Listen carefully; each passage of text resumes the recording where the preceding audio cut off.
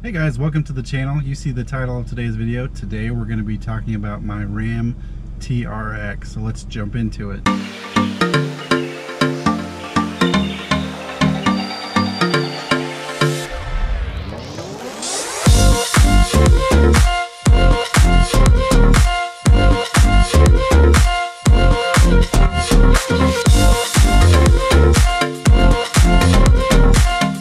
First thing I want to talk about is why a Ram TRX. So for me, my dream truck has always been a Ford Raptor. So ever since they came out, I've really thought it's just one of the best looking trucks on the road. There's no mistaking with anything else. When you see a Raptor, you know it's a Raptor. It's got the, off-road capability. It looks good. It's, somewhat fast. So I had started looking into getting a new Raptor earlier this year. But because we were in a spot where they had come out with a new F-150, but they still hadn't announced the new version of the Raptor, so the only way you could get a new Raptor was to get like a 2019. And then I did some looking around. I looked at several dealerships, and a lot of them were even charging markup just because there was demand and very limited inventory left over. So this was about the time I discovered the Ram TRX and started doing some research on that. And in case you're not familiar, it's basically Ram's answer to the Raptor. And it has a Hellcat engine, and it's basically just the Raptor on steroids.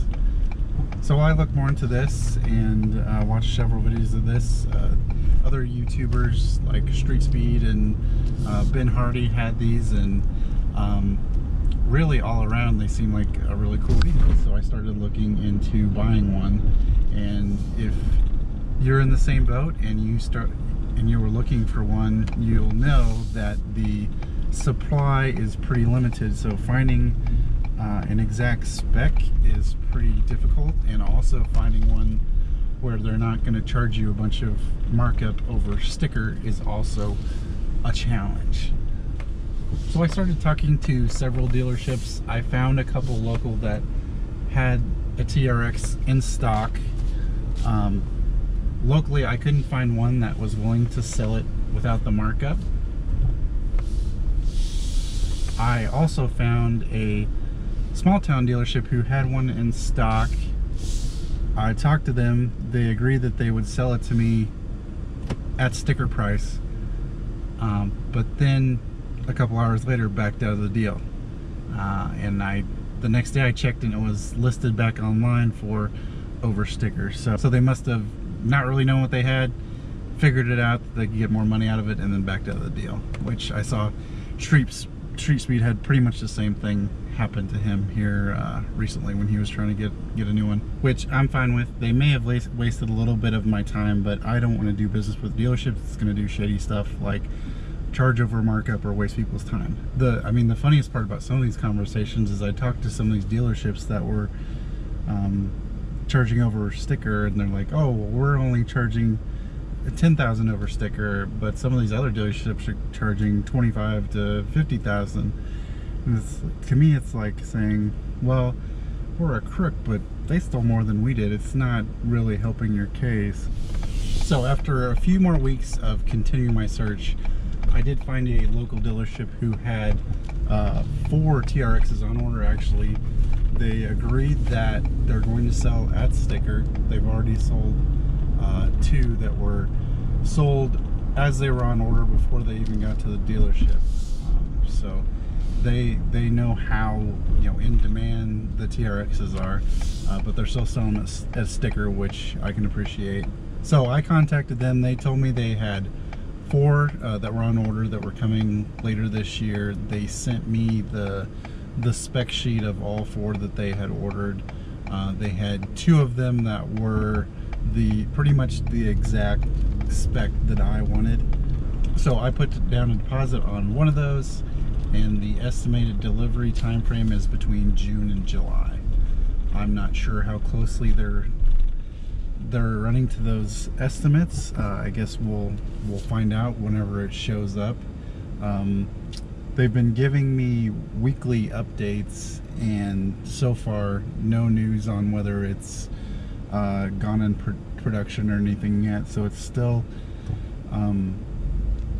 just in the order place phase, waiting to be built. So speaking of specs, what was I looking for in a spec? To me, a must-have was the level 2 equipment group that gives you all of the nice amenities inside, the heads-up display, the rear view display in the rear view mirror from the camera in the back. So with that, you also got upgraded seats, and just basically it had all the creature comforts in that package. So that was a must-have for me. Also the Ram bar, which I was a little torn on at first, but now to me it helps distinguish the TRX as its own thing from, you know, a Rebel or anything else like that. So that was a must-have. The color is black, I'll tell you that. So I wasn't a real big fan of the launch edition color. I do like the smoke show gray, but where the one on the launch edition has that little bit of like a bluish tint, I wasn't a big fan of that. So like I had said before, I had been cross-shopping this with the Raptor. The biggest difference in looking at the two is if you look at a fully optioned out Raptor, you're talking, you know, mid 70,000s. If you're talking a fully optioned out TRX, you're getting up into the mid 90s, so like a $20,000 difference, which I'm fine with paying more for a vehicle as long as I feel like I'm getting enough value out of it to justify that price difference.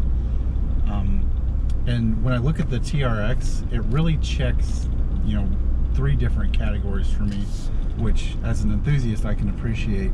So the first one is it's fast. It's got the Hellcat engine, 702 horsepower.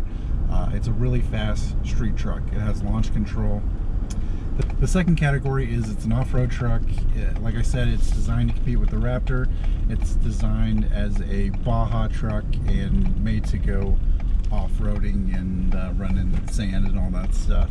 So the third checkbox it hits is it's a luxury vehicle. If you option it out, and even if you don't, the amenities in the interior are really nice. All the materials and everything inside you'll find is really premium, which I think you look at everything, it's really a step above what you can get out of the Raptor currently. The other thing when I was looking at buying the TRX is I had been considering getting a second vehicle that was more of like just fun, sporty, and then have kind of my primary vehicle for hauling the family around and stuff like that. But when I look at the TRX, it really hits both of those categories where I can use it for fun, sporty stuff, take it off-road, and at the same time be able to haul my family around and do all the practical stuff like, you know, take it to the grocery store, take it to Home Depot, all that stuff. When you look at value, I feel like there's a lot there. And then when you look at off-road vehicles in general, they really hold their value well. I mean, look at a first-gen Raptor still is fairly highly priced, even though it's you know, getting fairly old in age. So wrapping up on my spec, it's pretty much every single option is picked, other than I think there's a couple of like decal options on the hood and on the side of the bed, and that's about the only thing that's not on there. So all in, the MSRP is right around $94,000. Now, a couple of tips if you happen to be looking for your own TRX. Like I said, the supply is limited and the demand is very high, so it's one of those vehicles that's extremely hard to find a good deal on right now. So the key thing is just you got to be persistent and call as many dealerships as possible to help your chances of getting one for sticker price. The other thing to consider is you may be able to find one on a lot, but it may not be your exact spec, and you have to kind of question how patient can I be to get my truck.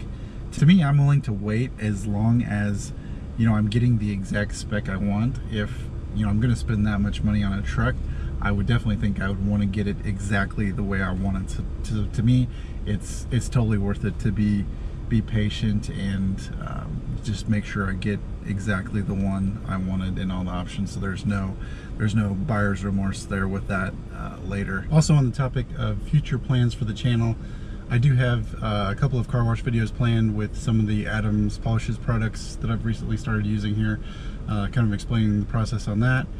Also, you'll notice I'm not in my BMW X5, I'm in my Ford Expedition, so I'm planning on doing a 1-year ownership review on this too, as well, kind of like I did with my X5.